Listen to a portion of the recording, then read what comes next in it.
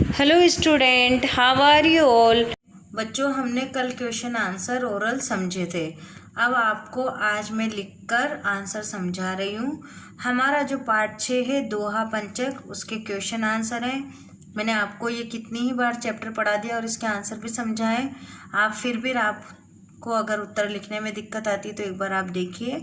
अभ्यास करने का क्या महत्व है, हमारा ये क्वेश्चन था। अभ्यास करने का क्या महत्व है, तो इसका आंसर है अभ्यास करने का बहुत महत्व है।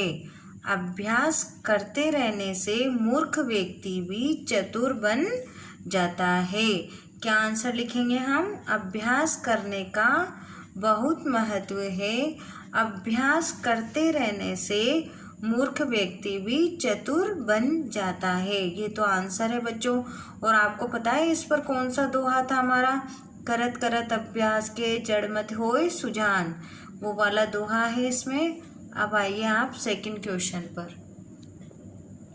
सभी चीज़ों का अपना अपना महत्व होता है, चाहे वह चीज़ छोटी हो या बड़ी। यह बात किस दोहे में कही गई है? फिर देखिए क्वेश्चन।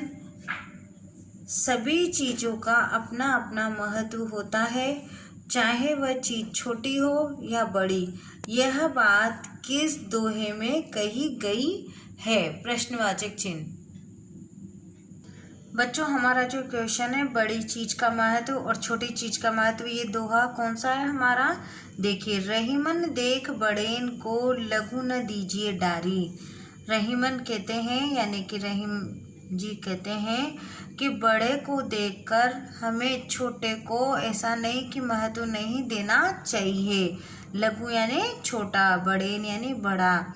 जहाँ काम आवे सुई, जहाँ पर काम आती है सुई, कहाँ करे तलवारी। इस आज अगर आपको कपड़ा सिलना है तो क्या आप तलवार से सिलेंगे? क्या नहीं, आप किससे सिलेंगे? सुई से सिलेंगे।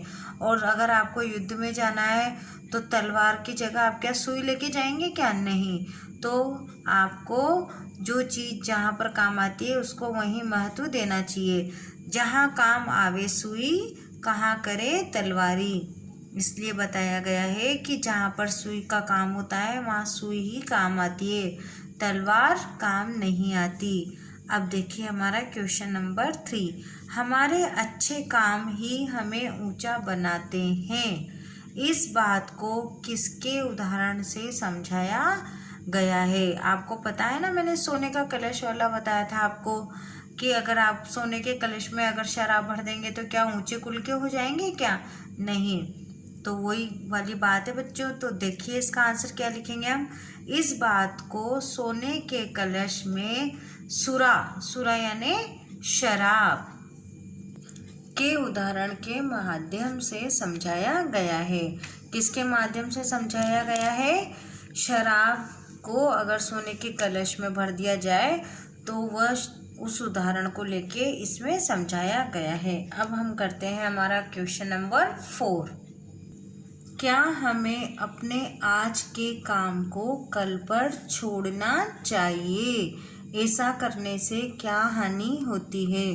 क्या हानि होती है हमें आज का काम कल पे छोड़ने से? अब ये देखिए आंसर आप, कल कभी नहीं आता।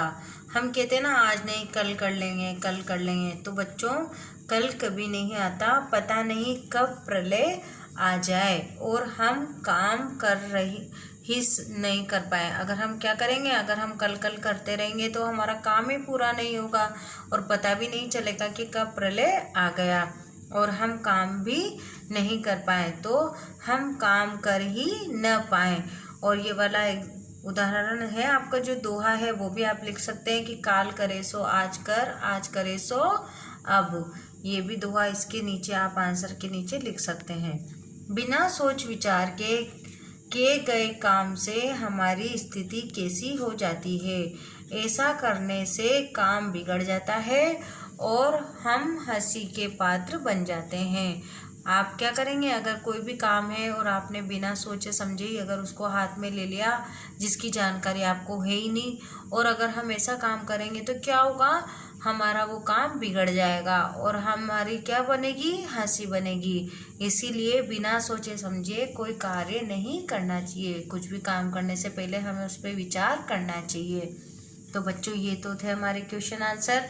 अब इतना बताने के बाद बच्चों आप आराम से अच्छी राइटिंग में सुंदर सुंदर क्वेश्चन आंसर कर सकते हैं। अब एक बार हम एक्सरसाइज दोहरान करेंगे।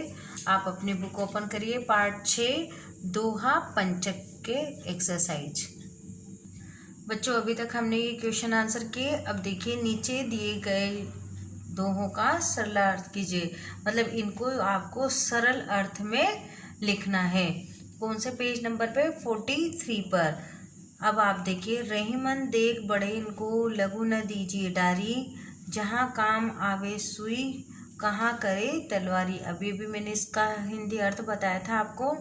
इस दोहे को आप लिखेंगे और नीचे लिखेंगे हिंदी अर्थ या भावार्थ। क्या लिखेंगे, पहले दोहा लिखेंगे फिर भावार्थ लिखेंगे। और इसका भावार्थ क्या है, रहीम जी कहते हैं कि बड़े को और लघु को न दीजिए डारी, मतलब हमें बड़े और छोटे को महत्व देना है। ऐसा नहीं कि हम बड़े को देखकर छोटों को महत्व नहीं दें। क्या कहते हैं रहीम जी कि बड़े के आगे हमें ऐसा नहीं हो कि छोटे को महत्व नहीं दे, हमें छोटों को भी महत्व देना चाहिए।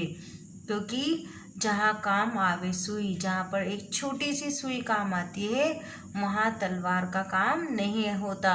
जैसे अगर आपको कभी बहुत ज़रूरी सिलाई करनी है या कुछ कपड़ा सिलना है तो वहाँ पर आप एक छोटी सी सुई का ही यूज़ करेंगे, न कि एक तलवार का। अब दूसरा देखें, बिना विचारे जो करे सो पाछे पछताए, काम बिगाड़े आपनो जग में होत हंसाए। बिना विचार के जो काम करता है वो पीछे पछताता है, यानी कि उसे क्या होता है, फिर पीछे पछतावा होता है। काम बिगाड़े आपनो, और हम स्वयं ही बिना विचार करे जो काम करते हैं उसे अपना काम खुद बिगाड़ते हैं। जग में होत हंसाए, जग यानी संसार, और फिर उस काम की क्या होती है, हंसी बनती है, हमारी भी क्या बनती है, मजाक बनती है। अब देखिए थर्ड वाला, करत करत अभ्यास के जड़ मत हो सुजान। और ये आपको बताया है मैंने, रसरी आवत जात ते सील पर परत निशान। जब बार बार अभ्यास करते हैं हम तो जो जड़मती यानी मूर्ख व्यक्ति भी कैसा हो जाता है, सुजान यानी चतुर हो जाता है।